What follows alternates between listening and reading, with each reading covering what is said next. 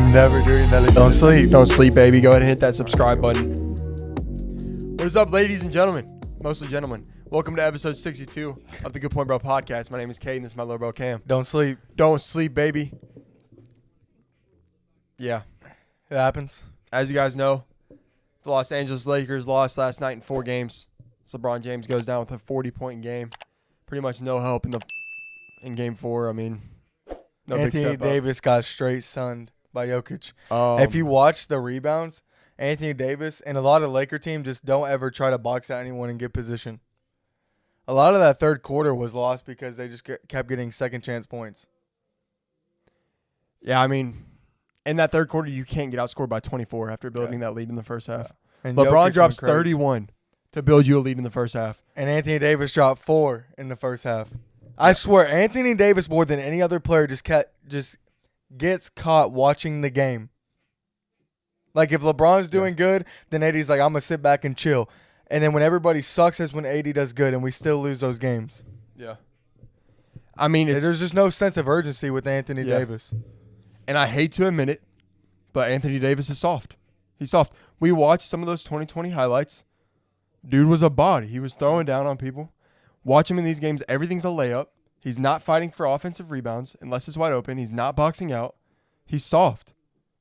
Not only that, every time he goes up for a layup, he acts like there's contact when there's not. He doesn't go up strong. He goes up and fades away from the rim and shoots it, and that's why he misses all those easy layups. Yeah. Instead of just going up, you're the strongest dude on the court and dunking it onto somebody's face. And what blows my mind about this series, and you saw it in game 1. He did do that in game 1, and then drops 40, and they lose. Well, he hit his middies. Right, and yeah, he. That's what. How we were talking with Julius Randle, how when he hits shots and he starts playing good, when AD misses his mid ranges and his floaters, he just doesn't do anything else effectively. Like he stops playing defense, he stops getting deflections, he stops getting rebounds when he's missing shots instead of affecting the game in other ways. Yeah, it's pretty rough to watch, to say the least. Remember when he dropped 40 game 1? I said it doesn't matter. The way that he impacts the team the best is when he gets those deflections, block shots, and rebounds. I don't care if he goes out and drops 40. He's way more impactful when he just keeps them from getting offensive rebounds and gets deflections and blocks. Yeah. And what I was about to say is going into this series, the major thing that everyone was worried about with the Nuggets was that they weren't going to be able to protect the rim. Yeah, exactly. That their paint protection wasn't going to be good enough to beat the Lakers, especially after the dominant paint performance you saw against the Golden State Warriors in the round before. So and for they them to still go got into that out-rebounded series by them. and the Nuggets dominated the paint. That's period, point blank. The only time they didn't is when LeBron James drove in and he quit doing it. And that's why if you look at the 2020 team, they had Dwight Howard, which was a great addition because he was able to be a glass cleaner and he was able to block a lot of shots. And we missed that. And obviously, when Tristan Thompson came in and gave you 10 minutes, he was nasty. Yep. He gave you effort. He gave you rebounding. He gave you defense. He was switching off guys. He was putting a body on Jokic and tiring him out. And that was the best big man play we've seen the whole series. That's all we needed was someone to come off the bench and give effort. Yeah, I was just nobody about to else say. did that. Anthony Davis did not do that, and that's why Tristan Thompson got a standing ovation when he left the court. Yeah, because that's what we were dying to see. If Tristan Thompson looks like a strong paint projector at 40 years old or whatever he is, then what are we doing? And did you see that dunk he had? Yeah. LeBron dumped it off to him, and he dunked it over I think Jamal Murray was on him. That's what you needed from AD. Tristan Thompson's 40 years old and not nearly as athletic as Anthony Davis. I agree. And yet he's going up and dunking, and AD's trying to get and ones and fade away for layups. It makes zero sense. No, I agree completely. It's pretty rough. But I guess we can focus on game 4 all we want. Looking at the series as a whole, it was a close series. Every game was a nail-biter. And it just felt like the Nuggets are the best clutch team in the NBA statistically throughout the whole season, and they kept up with it in this series. So they're even the games the Suns won at home against the Nuggets. Those weren't really close games, right? They were pretty. Yeah, they blew. Game 2 was kind of close, but they ended up beating them 3 good. and 4. Game 1 was a blowout, and Game 6 was a blowout. I'm talking about games 3 and 4 that the Suns won. Yeah, they weren't blowouts. I don't think. I just thought that they weren't. They were pretty close. Okay, I can't remember. But regardless, it seems like that's what it takes. And the Lakers built leads multiple times, Game 2 and Game 4 in particular, and blew them within minutes. Yeah. Quickly. Because for some reason, the Lakers just don't have a sense of urgency. Like, you got a 15-point lead at the half. LeBron James has dropped 31 points, and you come out and get outscored by 20-plus points in the third quarter. That is an alarm going off that you're not playing with tenacity and you're just giving away points like you just won the game. Mm. Like, the Nuggets are never going to be a team that just gives up because they have so much shooting on their team. No lead is safe with them. And another problem that I did see with those runs that the Nuggets went on is oftentimes they weren't from, like last night, I think the Lakers only had like 5 turnovers. So a lot of times they're not off these turnovers. The Lakers literally were bricking everything. Yeah. And so what happens when you brick everything? You do 2 things. One, your stars step up and get you back in a rhythm. So whether that's AD trying to get an easy bucket down low or LeBron driving in, one of those 2 things have to happen. But instead, we just watch them swing it out to Schroeder in the corner, or somebody like Hachimura take some contested shot that he was really good about taking what the defense gave him. And that's why he ended up starting. But I feel like Game 4, he was like, all right, they need me to start and come in and make this many points. And like he wasn't really taking what they were giving him. And like I said, when those situations arise, you need your stars to step up. And you need AD to step up and say, give me the ball. Quick, easy 2. Let's get back into rhythm. Let's not let them blow us out like this. Let's not let them score every possession. And you just didn't see it. And I wish that people say LeBron doesn't have a killer instinct. I do think he has a killer instinct, but I think it's still within his game, which is going to be what's the most probable play for success. And I wish he did have a little bit of that reckless, like, remorse, like he's just gonna score. Like he just takes the ball. He's like, give me that. And well, I feel like especially in those last couple of possessions, I don't understand holding the ball for 24 seconds and then no looking to. Yeah, that wasn't smart. But the times that we've seen LeBron have a killer instinct is when he knows his team is trash. Like in 2015, when Kyrie and Kevin Love went down, dude had a straight-up killer instinct, averaged 39, 13, and 9 in the finals and took like 40 shots a game. That's why he shot 39%. And the next time we saw him with a straight killer instinct like Kobe or Jordan was in 2018 when no other player on his team scored in double figures in the first round of the playoffs. And he had 2 40-point games in that series and a buzzer beater. But I think he feels like he's not gonna do that on this team. He's gonna try to get other people involved. He has Anthony Davis, and if he doesn't show up, then they're gonna lose, and that's it. Yep. I mean, Anthony Davis shot like 35%. That's just not gonna get it done, dude. That's just not gonna get it done. You can't have all your points on free throws, and when they go in a crazy run in the third quarter, you have 0 points. LeBron James just needs to throw it to you in the post, and you need to get a bucket. Dude just dropped 31 in the first half. He's 30 years old and dropped 40 in a game, and we're saying he doesn't have a killer instinct. That makes no sense. It's an elimination game, and he dropped 40 points, and Anthony Davis didn't give you anything. All the blame should be on Anthony Davis and the others, not a 38-year-old who dropped 40 points in an elimination game. It's not a good take for anyone who thinks that. That's stupid. Yep. If Anthony Davis dropped 40 and LeBron did what AD did and shot 35%, everybody would be talking about, well, Anthony Davis did his thing. Where's LeBron? It's freaking insane.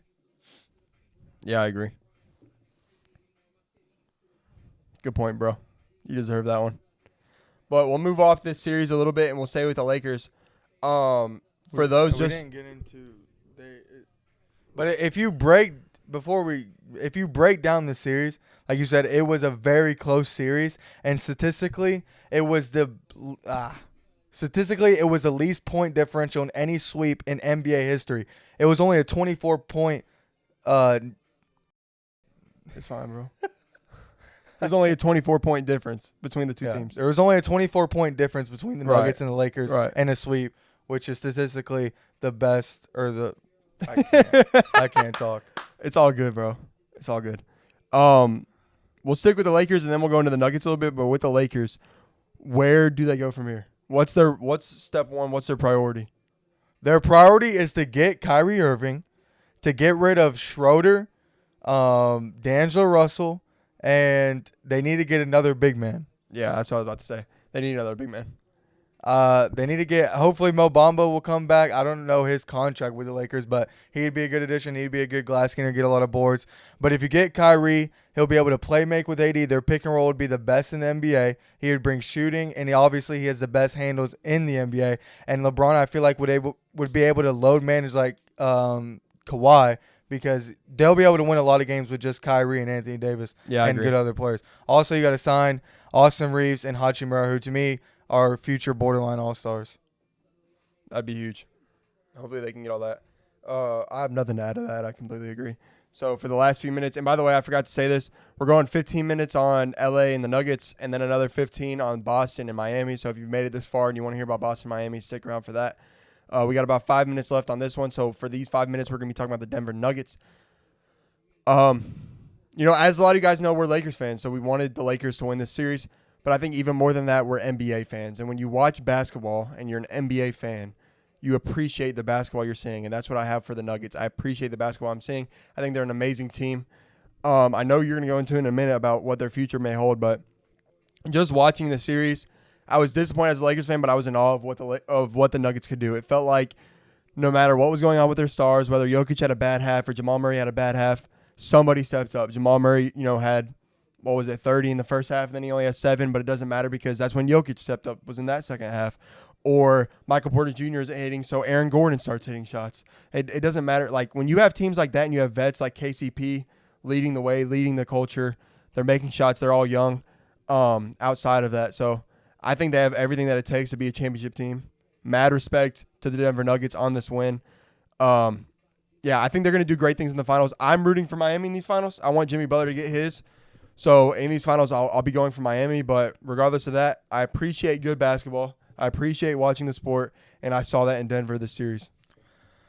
Yeah, I mean, LeBron and AD said it themselves. This is one of the best put-together teams that they've ever played in the playoffs. And they said they have shooting, rebounding, defense, everything that comes with it. They are a legit great team, and they should be the favorite heading into the finals for sure. I mean, they have a chance to be the next dynasty in the NBA. You're good, bro. Like, they have the best chance to be the next dynasty in the NBA. Jokic is 28. Murray is 26. Michael Jr. is 24.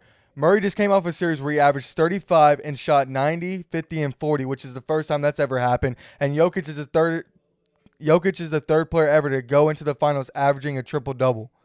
So, I mean, these guys, we've never seen. What they are doing is history in the making. They have all the pieces to win a championship and continue winning championships in the future. And they have KCP vets, like you said, shooting, defense. They are a well put together team. Yeah. And they have one of the best coaches in Mike Malone in the NBA. So, I mean, I see nothing but success in the Denver Nuggets future. Yeah. And if they can keep this group, I don't think there's really anything stopping them from back-to-back titles after this year. I think if they win this one, and maybe even if they don't, depending on the Heat status, they should be the favorites going into next season. Well, usually when you win a championship, like for LeBron, for Jordan, for the greats, and for teams, something unlocks. Like when you win a championship, you usually get better. You know, like you have the confidence that you can get over the hump. So the last thing you want if you're in the West is the Denver Nuggets to win a title, because I guarantee they're going to come back and be even better next year and for years to come.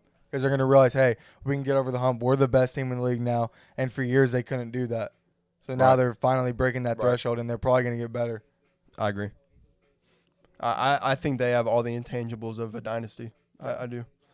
It just all depends on health, really, because Murray just tore his ACL and stuff, and I don't know, Jokic can get hurt. Michael Porter Jr. obviously gets hurt all the time. So if they stay healthy, they have a chance, but health is everything. Yeah, health is wealth. Like with anything, there's a lot of intangibles that go into it, but overall, on paper they look like it. But as you know, and I know, on paper doesn't mean much. Sometimes it's just guys can play.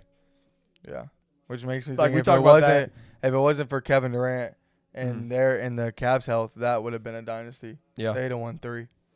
Which, like, we talk about this sometimes, but growing up in the sports world, sometimes you see players that have great intangibles, and sometimes you see players that don't, and sometimes the players that don't are what we just called gamers. Like, they just game. Like, they ball. Yeah, like Aaron Gordon last night. If you see a shot for him, you would think he's never shot a basketball in his life. But he made 4 threes and had 21 points and shot like 8 for 13. Right. And he is the reason why they won that game. Really, he kept them in the game, made big shots, they left them open from 3, and they paid for it. I agree. All right, we'll be good there. Moving over into Miami and the Celtics. Game 4 of that is tonight. Obviously, I mean, the Celtics have been beyond disappointing. The Celtics should easily be a 60-win team. I mean, I really don't understand the predicament they're in. They go 6 games with the Atlanta Hawks, which felt like two too many, if not one too many. They go play the Sixers, who they lose and struggle to without Joel Embiid in game 1, as James Harden drops 40. And then that goes 6 games. No, that goes 7 games as well. And then obviously now down 3-0 against the Miami Heat. I don't know. We talked about getting over the hump with Denver. I'm starting to wonder if perhaps the Celtics window has closed. Like we all said before, like, oh, they're a young team. And we're Chicago fans, so I'm just going to use the Cubs as an example. The Cubs won the World Series in 2016 with all young guys mostly. It was a young World Series team. And when we looked at it, we were like, oh, man, like Javi Baez is young, Chris Bryant's young. Anthony Rizzo's right in his prime. This is going to be good. We have a lot. Like Wilson Contreras, farm system looks great. We're going to win multiple World Series probably in the next 5 years. And then we disbanded, obviously, and we have a brand new team now and didn't win a single one since. So I say all that to say this. I don't know if the Celtics missed their 2016 and they're getting close to the disbandment. And when they're getting close to Jaylen Brown and Jason Tatum having to separate and Al Horford retiring. I don't know if they've missed that. And it might have been that they were a team that was young but should have won when they were young, and not a team that was young and they're just waiting for all their primes and then they're finally going to win one. Yeah, well, I don't think the Celtics window is closed, and I'll tell you why. I think the current roster is, but I think that Jason Tatum has the chance to be the best player in the world in the future. He's only 26 years old. LeBron didn't win his first title till he was 27. Jordan didn't win his first title till he was 28. We need to give Jason Tatum some time. And if I assume Jaylen Brown's going to leave, what Jason Tatum needs, I think, is that you are the man on this team, and we're going wherever you go. So I think they need to do a better job of building around Jason Tatum, and then they'll win a title in their future. But Jaylen Brown is a one-on-one player and takes the ball to Jason Tatum's hands. What they need to do is build around Jason Tatum and not have another guy who's, maybe just 3/4 as good as Jason Tatum, but has to have the ball in his hands at all times to be effective. So I think if they start building around Jason Tatum, they revamp their roster, they get a better coach, they could be title contenders for sure. I think that the only time it works when you have two players that are at the caliber of Jaylen Brown and Jason Tatum is when you're in like a Shaq, Kobe, or guard big man or like type situation. LeBron and D Wade. They both needed the ball, but they were so good in transition. Because they were so good at defense, it led to offense, and then when they were on a break together, it was raps. Obviously, all the lobs that we've seen that D Wade's done to LeBron. So that's what the Heat were leading. But as a half-court offense, D Wade and LeBron were just ISO players. They weren't really making each other better. Maybe because one guy drew attention more than the other guy or whatever. But that's why we talk about how Kevin Durant is so you can just plug him into any team, because he can catch and shoot and can play off ball really well. But when you have a guy like Jaylen Brown who needs the ball in his hands, he's just making Jason Tatum worse, I think. And if you start thinking I'm going to build around Jason Tatum in the future, I think then they have a chance to be title contenders. Yeah. So you're saying, like, by getting rid of Jaylen Brown and building around Jason Tatum, it gives Jason Tatum the confidence to be like, this is my team. Yeah. And we're going wherever you go. So if you take us there, then, I mean, like, wherever you do. Instead of being like, hey, if you're bad, we have our other guy right here. Exactly. Exactly. That's a good point. I can see that. But I also think that they're one of the biggest failures in NBA history that I've seen. Because I think that they had Ime Udoka. They were the best defensive team in the NBA. We all saw it. And then they go to Joe Mazzulla, and they completely just lost their identity. And they were talking about it after the Heat game. Like, they were like, hey, like the Lakers were like, we're going to take it one game at a time, trying to get back in the series. They're like, listen, we don't have an identity. The Heat do. They stay like this the whole game. And every time we go on a run, they just answer right back, because the Heat don't play with emotion. The Celtics do. That's why we see them go like roller coaster. They're up and down the whole year. They'll win 12 straight games, then they'll go 500 for a month. The Heat don't do that. The Heat just stay the same no matter what. And that's why you see, like, they give up 2 games against the Hawks. They give up a game 5 at home against the Sixers and got lucky winning game 6. Like, they you can tell that they're a young team because they do not stay even keel. They just go up and down, whatever their circumstance is, and that's not going to win championships. And they're getting sunned by the Miami Heat right now because of it. Yeah, I agree. And we've talked about this before. I guess we can talk about it again because it didn't really get recorded. But I just want to talk about a little bit about how Jimmy Butler has the ability to make people believe that they can win any game or any series. And we were talking about this yesterday, but there's not very many people in the NBA that can rally an entire organization and team to believe that they can win and do anything. And Jimmy Butler has that ability. I would say the people with that ability are Steph, LeBron, Jimmy Butler, and maybe Giannis. Outside of that, I'm not sure who can do that. I guess would you include Jokic maybe? I mean, yeah, Jokic definitely makes so maybe 5. Maybe 5. Because I'll tell you this, Kevin Durant doesn't have that ability. No. Kevin Durant doesn't. And out of the other title teams, I mean, if when the playoffs started, would we have said the Miami Heat or the Suns have a better bench once Tyler Hero got injured? And Victor Oladipo. Yeah. We would have said they're probably dead even. Right. Jimmy Butler has elevated 7 undrafted dudes to go to the freaking NBA Finals, and the Suns bench did nothing because Kevin Durant doesn't rally people around him. He's just a dude that likes to play basketball. He's not a leader. I mean, he said it himself a couple years ago. Russell Westbrook was a leader on OKC. Steph was a leader on the Warriors. Kyrie was a leader on the Nets. And now Devin Booker is the leader on the Suns, or Chris Paul, whichever way you want to go with that. But Kevin Durant is not a leader, and that's why he hasn't won a championship without Steph Curry. Because the Warriors had leadership with Draymond Green, Steph Curry, Klay Thompson. They've been there. All Kevin Durant had to do was show up and ball. And that's why he's never going to be in that conversation with the LeBron James or Michael Jordan. He's not going to be in that tier. Steph. But yeah, or even Steph, because he's not a leader. Right. And Jimmy Butler, for some reason, has that unique ability that other people believe in him, and they play better because they know he's got his back. They know that he's got their back. Right. And, I mean, like you said, there's only like 5 players in the league that can do that, and Jimmy Butler is one of them. Yeah. Yeah, like, for instance, I think a big difference between even the Celtics and the Miami Heat right now is that Jimmy Butler doesn't have that intangible to where everyone on the team believes that they can get behind Jason Tatum and say, we're going to win because we have this guy. They don't have that. And I think Gabe Vincent, Duncan Robinson, these guys look to Jimmy Butler and they go, it doesn't matter who we play. I have confidence that we're going to win because we have that guy. Yeah. And they look right at it, they say, we have that guy. We have the guy that's down 2 against the Milwaukee Bucks saying, I own you. Down 2. And then hits a game-time shot to go to OT. And they're like, yep, we knew he was going to do that. We have that guy. They have that much confidence in him. And then he goes and he's obviously in Grant Williams' face. And that's a close game. And look how that turned out. Jimmy Butler scores in the next 6 possessions because he knows when to turn it on. And when he does, they have all the confidence in the world that they're going to win that game. And I think they're going to have that going into the Nuggets series as well. I feel like between the two teams, I would say if there was a confidence meter, they're both very confident. But I would say just because of Jimmy Butler, the Miami are more confident that they're going to win this finals. And it's a ridiculous thing to say because obviously the Nuggets are a deeper, better team. But I don't think that he think that. No, I mean, why would you put it past them? Like you said, ESPN gave them a 5% chance 3. to win the 3%. 3. They gave the Miami Heat a 3% chance to beat the Celtics, and look where we are. They're up 3-0, probably going to sweep them. Yep. So, I mean, I wouldn't put it past them to beat the Nuggets.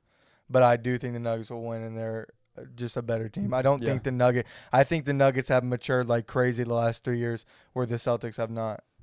And Mike Malone's just such a great coach. Yeah. He's not going to have them not prepared against the Miami Heat. They're going to come out ready to go. I agree. And the funny thing is, especially after Tyler Hero goes down and Oladipo, nobody picked the Miami Heat to go this far in the playoffs. They did not pick them to beat the Bucks. A lot of people didn't pick them to beat the Knicks. And then nobody picked them to beat the Celtics. 97% on ESPN. No, I know. I mean, so hold on. So anybody that says going into this finals that, oh, I know that the Nuggets are going to win, no, you don't. The Heat are in a position to where I cannot say with the utmost security or confidence that anybody can beat them. Like, you can't. Yeah. I mean, what the Miami Heat and Jimmy Butler are doing is crazy. They have 7 undrafted players. They knocked the number 1 seed off, and now they just knocked off the title favorite. And with 7 undrafted players, they have basically 2 all-stars on their team. And Bam Adebayo, I mean, he's a good player, but he's just an all-star. He's like his numbers are all-star numbers. They're not all NBA. Right. Like what they're doing is crazy, and they're led by the best coach in basketball, Eric Spoelstra. Right. And if they are to win the finals this year, it'll probably be one of the best runs in NBA history. They'll have beaten the number 1 seed, the Milwaukee Bucks. Might be the number 1 overall seed, right? Yeah, they had 58 wins. So the number 1 overall seed in the Milwaukee Bucks, followed by the number 4 seed, followed by the number 2 seed and title favorite, followed by the best team supposedly in the NBA. Yeah, that would be nuts. Right, who just sweeped the Lakers right before. It feels like the NBA right now. I mean, the past few years in the NBA, we've known the 2 teams that are going to make the finals, but because it's been such a parity here, whatever the 2 hottest teams are, that's who's going to the NBA finals. Like I think the Denver Nuggets are one of the best teams for sure, but I don't know about the Miami. I just think they're playing super hot right now, and the NBA is to a point where everybody's so even. Whoever gets hot is going to go to the NBA finals. Yeah, it's a lot more like March Madness. Yeah, which, I believe that this playoffs was great for the NBA, and my team didn't even win, and my second team, the Chicago Bulls, or I guess they were really my first team, didn't even make it past the play-in. So the only reason that I would have to say that this playoffs was good is because I'm a fan of basketball. And when you look at being it as a fan of basketball, there was so much parity in this playoffs that you couldn't help but be in awe of what was going on. I mean, a 7-seed Miami Heat just routed the entire East and hopefully made it to the finals. Not only that, but this playoffs was so much fun start to finish. Like you got the Lakers and Memphis Grizzlies, Dylan Brooks talking trash to LeBron saying, "Don't poke the bear," or "I poke bears." That was great entertainment. Then you got Golden State and the Lakers, which was the most watched second round series in the last 30 years. I mean, you got Celtics, 76ers, great second round series. You just got all these great matchups, and we haven't seen that much parity in a long time in the NBA. And all we've been waiting for is the finals, because usually like LeBron and the Warriors just cruise through the Eastern and Western conferences, and then they would meet in the finals. Yeah. And there was parity like 2 years ago when the Suns made the finals, and it definitely was not the same. Yeah, it was not the same because every star was injured. That was the most injured playoffs in NBA history. And I love how people talk about the bubble and try to give that an asterisk, but we don't talk about 2021 when the Bucks won, and it was the most injuries in NBA history in the playoffs. But we don't like to talk about that. And there's no fans. Yeah. So what are we doing? Yeah. It makes no sense. Yeah. Yeah, I'm pretty sure there's no fans, right? I mean, nah, there was just like limited. For some places. They were like halfway up and stuff. For like the Lakers. Yeah, they had the those Lakers. big ads. It just depends. This just depend on where you were. Yeah. Milwaukee, I don't know what they're. I think they did. Like just limited though. Right. But yeah, dang, I forgot what I was gonna say about this year. Do you want to do? Oh, I have a trivia question for you. All right. Welcome to Cam's trivia, official trivia question of the Good Point Bro podcast. Today's trivia question for Cam. Who is the last Denver Nuggets player to get an All-Star selection not named Nikola Jokic? Carmelo Anthony? That's right. Yep. You saw that today? Nope. You really didn't? Nope. You got it. Yeah, that's it. I promise you I didn't. I was going to say JR, but JR was there after. He wasn't never an All-Star, was he? He wasn't, but I mean, I didn't know if he was probably the best when he was on the New York Knicks. In the first year on the Cavs. Maybe. The